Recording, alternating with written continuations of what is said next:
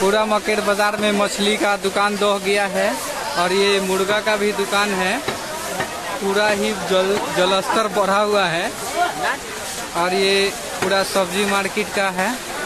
ये देखिए बहुत सारे पानी है और पूरा दुकानदार बहुत रोड है लोग की सब्जी पूरा दह चुका है। ये देखिए पूरा ही पानी नजर आ रहा है।